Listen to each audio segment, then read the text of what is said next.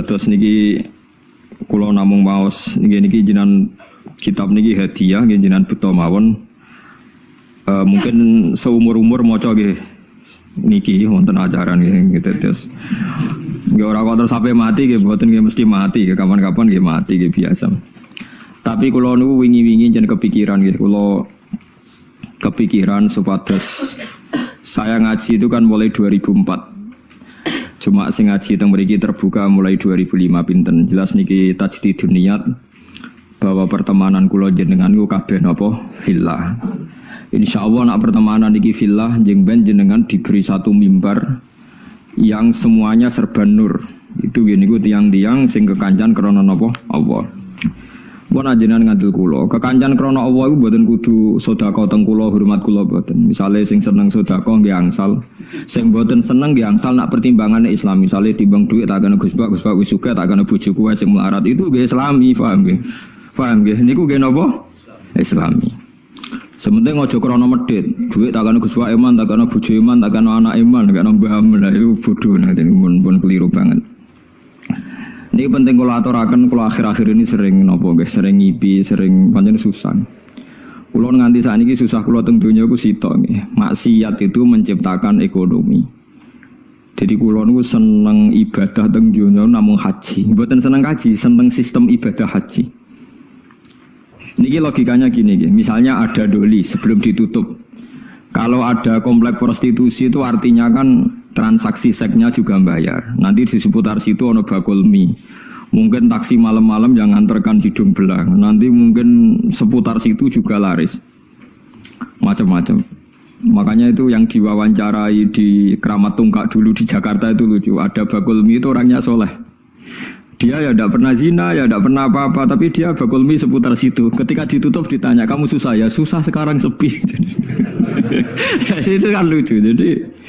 Jadi jangan kira Anda yang tidak berzina itu terus tidak memberi kontribusi. Mungkin kita supir taksi atau supir beca, paham ya?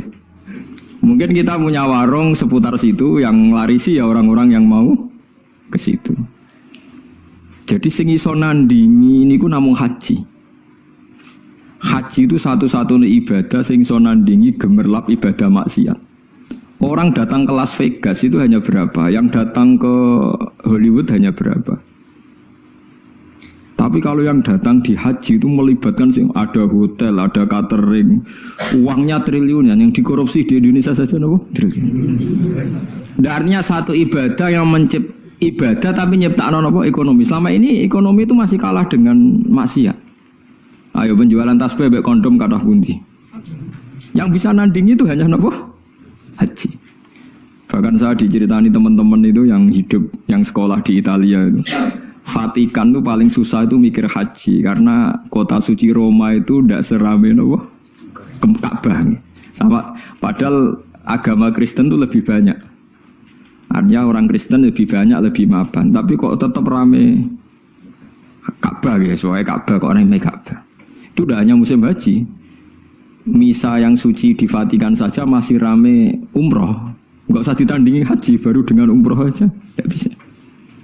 Bahkan penerbang-penerbang dari Inggris dari mana-mana itu nggak bisa bayangkan kalau di dunia ini tidak musim haji. Karena surplusnya para pebisnis pesawat itu ya pas musim apa? Haji. Itu kan banyak tuh yang pesawat dari Perancis, Inggris terus dikelapi Garuda, dipiloti Perancis berangkat. Tapi tetap supirnya saking budi Perancis. Lalu sadaqallahul azim ketika Allah dawuh ja'alallahul ka'batal baital haram qiyamal linnas. Allah mboten dawuh qiyaman lil mukminin tapi qiyamal linnas. Jadi Ka'bah itu akan diciptakan Allah sebagai qiyaman linnas, saka gurune manusa. Karena sekarang sistem perdagangan di dunia itu termasuk faktori hidup itu karena musim haji dan apa umrah. Itu kita harus syukur. Ada ibadah sing ngasilno apa? Duit. Karena banyak maksiat yang sudah menghasilkan apa? Duit. Jadi kula suwun jenengan seneng kula seneng jenengan kabeh napa fillah. Fillah wis wae kabeh perhitungane faktor Allah Subhanahu wa taala. Niki sing terakhir kula tutup ngangge ilmu akidah nggih, masalah niki mawon. Nomor kali itu hanya ulama yang tahu kenapa kita mencintai Allah. Dan ini saya tidak bikin-bikin. Saya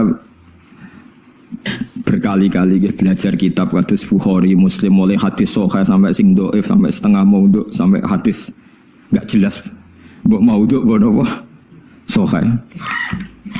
Tapi kata Imam Ghazali ngendikan begini dan saya percaya karena ini real nyata. Wa a'dhamu, sampai saya hafal karena makalah ini dikutip Abu Hasan Asyadili. Semua ulama mengutip makalah ini. Wa a'dhamu ulumil Qur'an fi asma'ihi ta'ala. Jadi saka guru ilmune Quran namung setunggal ketika mensifati Allah saja, ada katanya saja. Lainnya itu karena menjelaskan manusia. Misalnya begini, ini contoh gitu, terutama kanca-kanca sing hafal Quran. Misalnya Allah hanya dawuh datar gitu. Wa huwal ladzi yuhyi wa yumit. Wa huwa Allah wa alladzi dzat yuhyi kang maringi urip sapa Allah, wa yumitu lan maringi mati sapa Allah. Wa huwal ladzi yuhyi wa yumit. Itu kalau orang-orang alim yang baca itu nangis. Nangisnya begini. Ketika sudah ada manusia begini, ada Mustafa, ono Ruhin, ono manusia-manusia ngeten. Terus kita akan bilang, manusia iku iso urip nak nganggo jantung, nganggo paru-paru. Manusia iku iso urip nak uteke gak remek, gak dikelindes truk. Nak jantungnya oke, itu benar. Karena sudah kadung jadi begini. Tapi ini ilmu yang ditopang adat. Karena manusia ya sudah begini, maka hidupnya butuh jantung, butuh paru-paru. Tapi itu ilmu kesekian. Hakikate iku ra ilmu, iku hakikate ra ilmu. Yang kita lihat manusia urip butuh jantung, butuh paru-paru. Itu udah ilmu. Itu yang kita ketahui. Paham ya? Tapi nak hakikate ilmu namung setunggal. Allahu la ilaha illa huwal hayyul qayyum. Ya Allah iku sing dadi ilmu. Artinya ngene, ketika Allah gawe manusa saka pasir, ora ana jantunge, ora ana paru-parune, ora ana unsur kehidupane. Pertama manusia diciptakan dari apa? Tanah kan? Tanah itu tidak ada jantungnya, tidak ada paru-parunya, tidak ada unsur kehidupannya. Tapi Allah bisa, wa huwal ladzi yuhyi. Karena Allah memang bisa menghidupkan. Nah, pentingnya ilmu ini penting nanti setelah kita mati jadi tanah. Kita tidak pernah janggal bagaimana Allah cara menghidupkan. Karena kita mensifati Allah bisa menghidupkan zaman kita berupa tanah. Maka Allah akan mudah lagi setelah kita jadi tanah. Allah yang akan mampu menghidupkan lagi. Lah kita ini dididik orang kafir atau orang sekuler untuk percaya paru-paru jantung, terus percayane kenemen ndak. Suwe-suwe wong Islam diam-diam ya melok mamang pisan. Mosok wis mati suwi setangin neh carane piye lha iku wis iku musibah. Paham iku napa musibah. Lah saya itu berkenalan dengan jenengan hanya punya kepentingan itu supaya iman-iman yang faktor Allah itu hidup lagi. Jadi iman-iman sefaktor Allah nopo hidup lagi. Kita bilang kalau kita tidak makan mati itu yang kita ketahui, tapi itu udah ilmu. Kita nggak akan ngomong bisa hidup itu dengan paru-paru jantung itu yang kita ketahui, tapi itu tidak ilmu. Yang benar-benar ilmu ya wa huwal ladzi yuhyi wa yumiit. Paham tinggal maksudnya? Nah itu pentingnya kenal ulama. Nah, kalau kamu begitu berarti benar-benar mencintai Allah karena Allah kamu zat yang super, yang luar biasa. Nah tapi nak nyifati Allah kayak wong awam. Carane urip piye tanpa jantung? Padha karo kene nakoki pangeran, ndak iso tenan Gusti jenengan kula urip tanpa napa? Pangeran mbok takoki ngono gitu kan. Lah itu termasuk al-mutahabbina fillah, orang yang mencintai ulama karena ulama lah yang bisa memuji Tuhan. Lane tiyang Yahudi, tiyang Nasrani dikritik Allah wa ma qadaruhu haqqan qadri. Mereka tidak bisa menghormati Allah dengan sepenuh-penuhnya sifat Allah. Karena mereka sering mengukur kekuasaan Allah ambek yang mereka lihat. Nggih ambek yang mereka nopo lihat. Mulane kecilkane Quran anggo jelek wong Yahudi. Orang Yahudi itu meyakini Isa itu anak zina karena Maryam tanpa bapak kok punya anak berarti anak nopo zina. Terus cari pangeran anggo jelek wong Yahudi jarene cerdas pikir kok. Cara pangeran yo gampang inna masalah Isa inta wahi kama salih nopo Adam. Nak Isa iku mohal mergo tanpa bapak kudune wong Yahudi luwih ingkar anane Adam. Adam malah tanpa bapak. Tambah ibu. Lah ya itu pentingnya ngaji. Ngaji itu sono pembanding. Jadi gue nak dewa-dewa no yang Anda ketahui, Anda akan jadi kafir. Meskipun enggak kafir yang tenang-tenangan, tapi kafir diam-diam. Perkara ini meragukan kekuasaannya apa? Allah. Jadi mulane kula niku kan delok wong nggih bingung. Aku nak ra umume wong jare ra pinter, nak kaya umume wong dadi setengah kafir. Ya memang repot jadi ulama tapi harus berani ngomong. Nah, itu tadi makanya Imam Ghazali bilang Quran ilmu tertinggi itu ketika hanya nyifati Allah. Kata wa huwal ladzi yuhyi wa yumiit. Allah bisa menghidupkan tanpa syarat. Wa yumiit ya tanpa syarat. Jadi ya itu begitu. Misalnya begini bedanya ya. Saya bisa hidup kan karena makan, karena minum. Tapi orang Islam disuruh yakin ada makhluk Allah di sana yang kita tidak tahu, namanya malaikat. Itu hidupnya jutaan tahun tanpa makan, tanpa minum. Itu kalau ulama langsung tahu kita dengan malaikat tidak ada bedanya. Artinya kalau Allah bikin Jibril butuh makan ya bisa. Kita dijadikan kayak malaikat tanpa makan. Ya bisa, karena ujung-ujungnya keputusan tertinggi malaikat rah butuh mangan ngono iku ya ora krana saktine malaikat tapi krana kersane Allah. Kita digawe lemah ngene iki ya ora krana kita lemah ya mergo kersane Allah. Itu disebut napa Allah wallazi yuhyi wa yumiit. Paham gini iki penting kula aturaken dados kula nggih mungkin hanya sekali niki mukadimai kitab ini sudah saya cek hadisnya. Ini kan kitab Ihya. Terus yang terakhir itu sarahnya Ihya Sayyid Zabidi. Sayyid Zabidi itu yang mensarah Ihya. Kebetulan kalau kemarin itu sering menghatamkan Ihya. Urut, maksudnya buatan maca acak, buatan urut. Nah sampai kan ya ora urut, ya ora hatam. Jadi artinya mau maca ya mungkin tahu hatam tapi ora urut. Kayak ngaji kilatan, ngaji hatam tapi buatan apa? Urut. Ihya itu dikarang tahun 450 beliau lahir kapundhut 505. Iku ora ono sing nyarai, 600 tahun enggak ada yang mensarai. Sing nembe tahun 1200 wonten sing nyarai tiyang alim saking Yaman. Termasuk Sayyid Dzurriyyah Kanjeng Nabi ini jenis Sayyid Murtadho napa Az-Zabidi. Wonten sing maca Zubaidi, tapi kula nak maca Az-Zabidi. Nah, ketika saya baca itu terakhir beliau di kesimpulan pada akhirnya sing diridani Allah itu nanti hanya orang yang saling mencintai karena Allah. Karena ini yang menciptakan agama, kata beliau, karena ini yang menciptakan apa? Agama. Terus Sayyid Zabidi nyontohkan orang Islam yang paling fasik hukumnya gimana, ini juga ikut menciptakan agama. Ini misalnya begini ya di Jogja misalnya kan mayoritas Islam. Masih preman jenenge Nur Aini ngono. Misalnya sing wong nakal jenenge Solikati, sok masih gitu. Paling ndak itu kalau ditanya masjid itu roh, ya ora janggal nak orang Islam. Ya kita menjadi mayoritas di Jumatan raisin, sampai sholat raisin, mereka mayoritas Islam. Meskipun ketemu orang-orang yang tidak nopo sholat. Tapi kalau ada misalnya hidup di Australia atau hidup di Ambon, ya, namanya siapa Martinus, sopo jeneng Kristen, terus kita kok abe sholat, kita kok masjidnya rawani, wes meragukan orang era jelas, sing ditakoi tidak nopo Islam. Tapi wong fasik sing ora salat lah asal Islam kita kok masjid ora sungkan wong dene Islam. Itu zaman Sidina Umar ketika apa orang fasik Islam dapat saham ghanimah, jawab Umar dapat karena memperbanyak kuantitas. Lha iku al-mutahabbina napa? Fillah. Kula niku nate diceritani kanca-kanca tangga kula sing kerja teng Malaysia, TKI teng Malaysia. Itu pernah satu kapal itu saking banyaknya penumpang itu ada Jumatan karena pas dina Jumat. Walhasil penumpang sebagian sing non muslim gak seneng karena dak bawah itu dipakai Jumatan, yang tempat publik itu dipakai Jumatan. Wong Islam senengane ganggu wong ae, wong kapal wong akeh dienggo Jumatan. Itu sing ngomong ngono dijotosi. Sejujurnya sing jotosi sing ra Jumatan. Jadi yo dene ra Jumatan jagongan mbek Cina. Ngono niku tangga kula. Aku ora trimo Gus tak jotos. Lah kowe Jumatan nggih mboten. Jadi jangan kira orang Islam yang tidak Jumatan itu tidak bila yang apa? Jumatan. Mereka dua iman, dua apa? Dua iman. Ya, masalah Islam sing kereng-kereng nonton itu terus soleh kau sampean nggih mboten. Nggih seru-serunan nonton mawon, tapi nggih penting. Lane ketika ane sing aran hikam, umpama nure wong mukmin sing maksiat itu dipadangno iku tembus langit sampai akhir bumi. Iku mukmin sing mana apa? Maksiat. Mergo ana nure iman, nggih ana nure iman. Lah nure iman iku apa? Ndekne nyebut Allah. Coba yang mentabukan Tuhan Yesus itu siapa? Wong Islam sak donya mergo darani pangeran namung Allah Subhanahu wa taala. Artinya ndekne duwe ketakwaan iku nyingkir liyane Allah kemungkinan menjadi Tuhan. Dia tetap ikut sebagai duta kita menafikan selain Allah kemungkinan jadi Tuhan.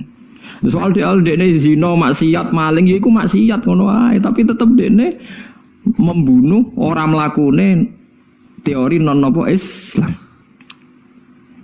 Nek sampeyan saiki hitung secara ekonomi, mugo kowe dadi pangeran. Kowe mari ora roh. Ora roh nek Allah ngitung permiskolan apa? Karo saiki hitung cara model dagang. sak Bantul lah misalnya contoh sak Bantul iku Islam kabeh, gak salat kabeh. Sing salat iku mau 10%, berarti butuh masjid misalnya 100. Tapi berhubung Islam kabeh gak butuh gereja blas. Berarti kan gak ada sistem bisnis yang karena faktor nopo gereja. Yaitu patung Yesus ora payu, gereja ora payu, mergo Islam kabeh. Artinya sebab gak ono gereja itu sebabnya apa? Sebab pokoknya Islam soleh asal Islam. Mboten tak bedhei. Sebabnya ora ono gereja itu asal Islam apa kudu Islam soleh? Asal Islam. Berarti asal Islam itu wis iso gusur kemungkinan ono tempat kemusyrikan. Mbok sekali-kali ngregani wong ora saleh ya kancamu ya kowe dhewe ada udah sawangane ora siap aku ngelem ora saleh. Olehmu sombong lho, padha ora saleh wae kok ono ngelem ora saleh. Artinya memberi kontribusi kan tetap. Memberi kontribusi keantian kepada kemusyrikan. Paham ya maksudnya? Dan berjumlah itu berlipat-lipat tiap ono wong Islam berarti ngurangi populasi nawa kemusyrikan. Bariku kowe dhe anak senajan ora salat.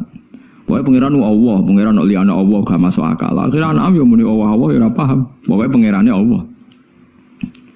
Wah kata, mulane sing diarani iman kuwi ya mok syahadatu alla ilaha illallah wa anna muhammadar rasulullah sing diarani. Lah, sing diarani Islam lah iku ana butuh salat barang. Lah saiki wong ku bodho masal, mangsane iman mbek Islam ku dadi sita. Padahal sing diarani ya iman kuwi pokoke nyekyakini nek ana Allah. Lah sing diarani Islam. Lha salat rukun Islam ta rukun iman? Rukun Islam. Tapi ngantri ya udah lali padahal ngaji mulai cilik. Kalau bolak-balik dibantah kiai seputi lho Gus, wong kadung Islam kok ora salat. Iman itu rukun iman, nak salat itu rukun.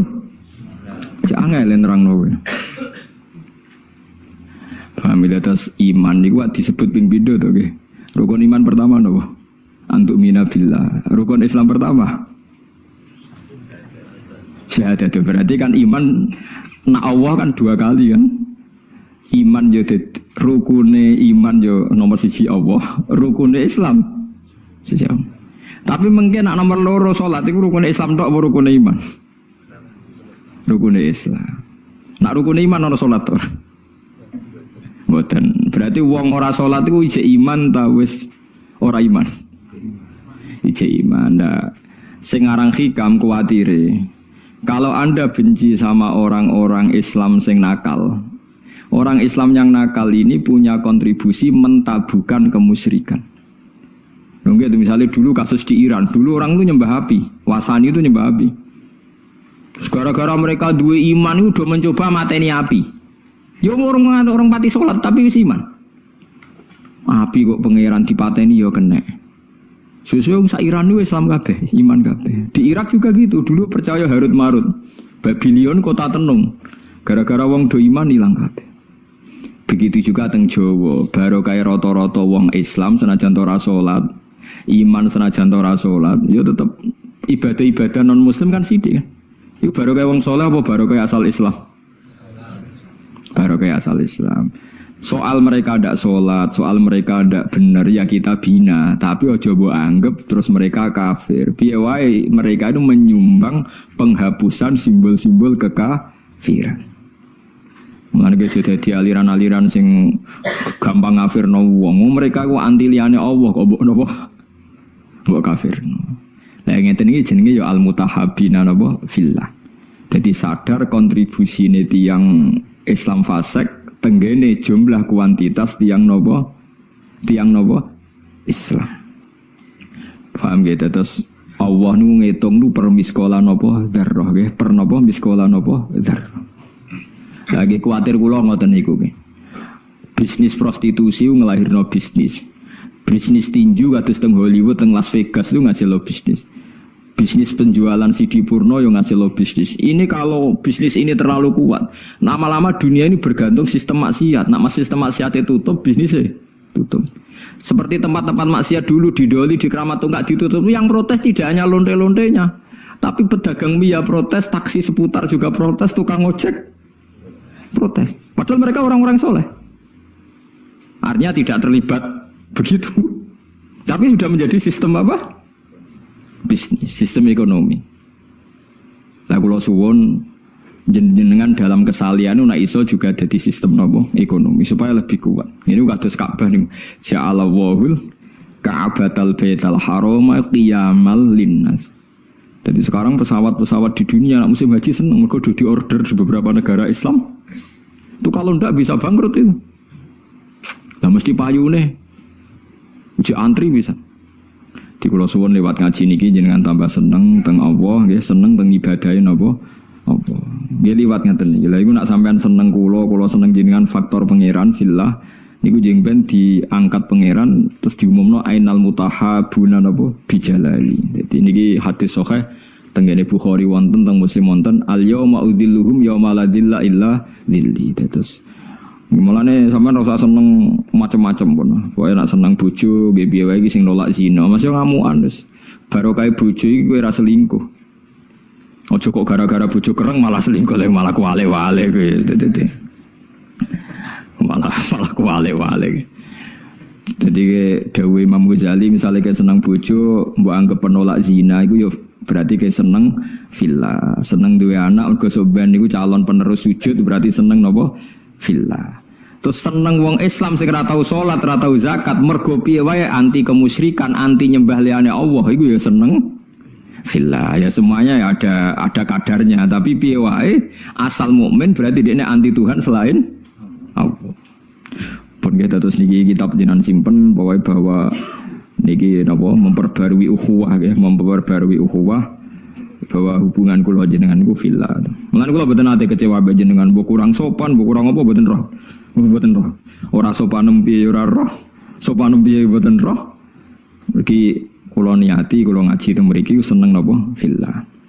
Lah kangge kanca-kanca sing hafal Quran sing saged ngaji kula suwun nak maca Quran terutama ning sifate Allah niku sing sifat hakiki.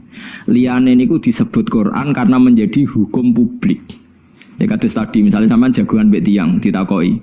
Misale Ruhin jantungnya dicoplok urip ta ora? Nggih sampean jawab ya Ruhin nek jantungnya dicoplok ya mati. Nek disembelih ndase prudul mati ta ora? Ya mati. Tapi kowe ra iso nyifati Allah. Allah iso gak gawe Ruhin ndas tok urip. Tetap kita sifati saged. Ya, tetap kita sifati saged. Lah misalnya kita memaksakan terus bayangno piye ya udah ndas tok urip. Yo ki saiki bayangno zaman pasir dadi Nabi Adam piye?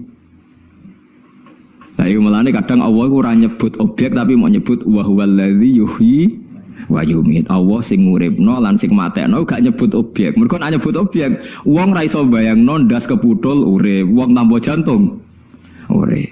Mergo kesuwen oleh delok wong urip ku syaraté nganggo sirah. Paham ya? Tapi misale kowe dadi Nabi Adam.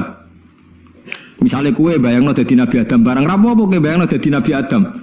Tuwangi ning donya dhewean. Gusti kula king pundi? Niku lho kok pasir.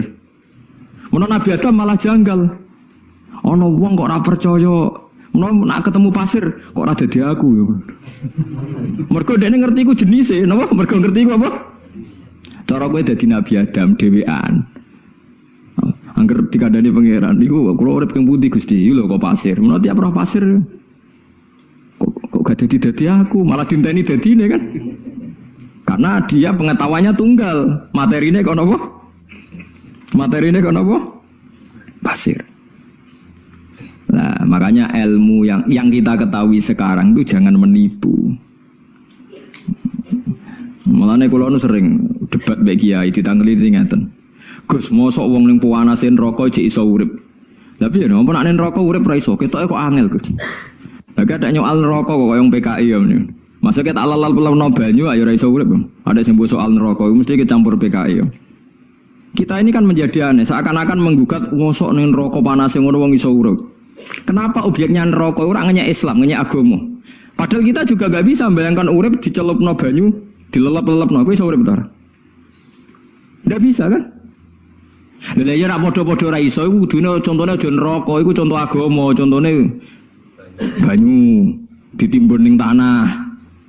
Kalau nuruti ilmu manusia tidak bisa bayangkan hidup kan tidak hanya di neraka kan, ditimbun tanah ya tidak bisa hidup, ditakok jero banyu tidak bisa hidup. Lah podo Kita sendiri aku dhewe bayangno ning donya iso urip ya aneh. Wong ora ora sebabe urip kok iso urip. Mana kalau nanti ketemu tiang radi PKI itu tobat gara-gara ngaji kula tak takoki ngoten. Lah kowe kok iso urip sebab apa? Ya ndak tahu pokoknya hidup. Kowe dhewe urip ora sebab kok saiki bareng urip tak kok apa. Iki kula suwun nggih dados sifate Allah sing paling dhuwur teng Quran niku napa? Ketika Allah nyebut sifate piyambak tanpa objek nggih tanpa napa? Objek. Mulane ngendikane Kanjeng Nabi a'dzamu ayatin fil Quran napa ayatul kursi. Mergo mboten nyebut napa? Objek.